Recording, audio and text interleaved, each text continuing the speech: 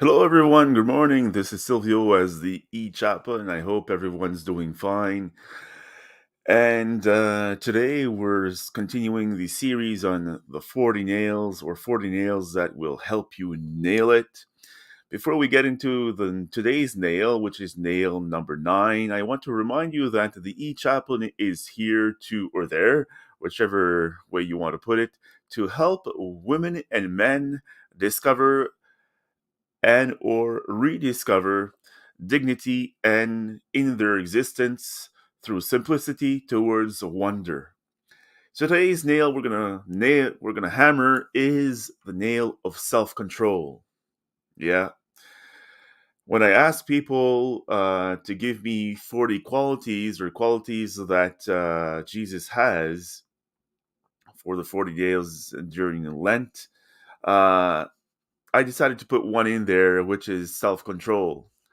And you tell me, well, why self control, Silvio? Well, I believe that a lot of people around us, including myself, need that self control, and it's part of their life. And for some people, it is not. But for Jesus, uh, it is one of the qualities he had, and still has, is self control. So I tell you of two examples. One example is that Jesus, when he knew what was going on the 40 days prior to what we know on Good Friday and all that, he knew he was going to die. He knew he was going to be crucified because that was the way they killed people. They punished people who, according to them, to that time, that disobeying the law. And so they wanted to crucify him.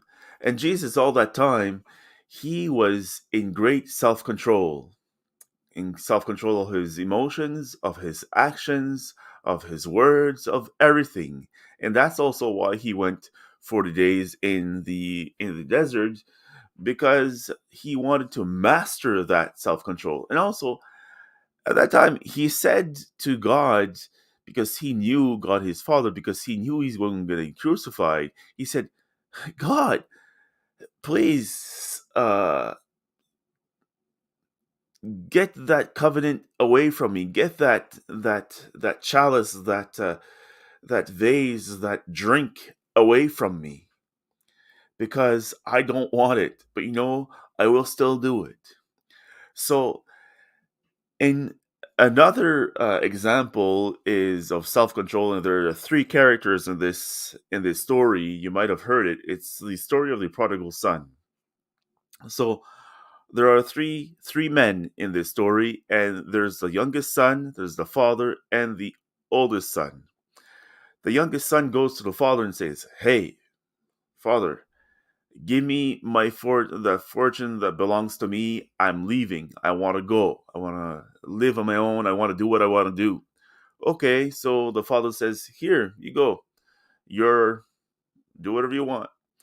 So, and we know from that story that that son is spends his fortune on women, on whatever, partying, and to the point that he had to work in a farm and was eating the food that the pigs, the porks were eating, and the animals were eating, because he didn't have any money.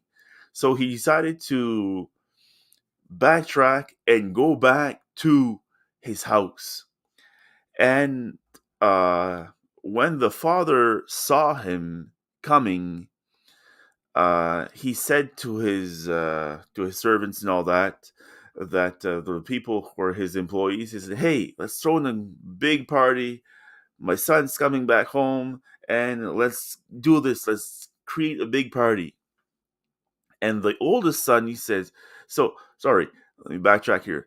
The father certainly had self control. He could have gotten mad. He couldn't do this, couldn't do that when his son asked his fortune, and also when uh, he left. And dealing with his oldest son, he was perplexed. He was so the son was perplexed of the situation, and the father was mastering his self control, his emotions, his behaviors, his everything.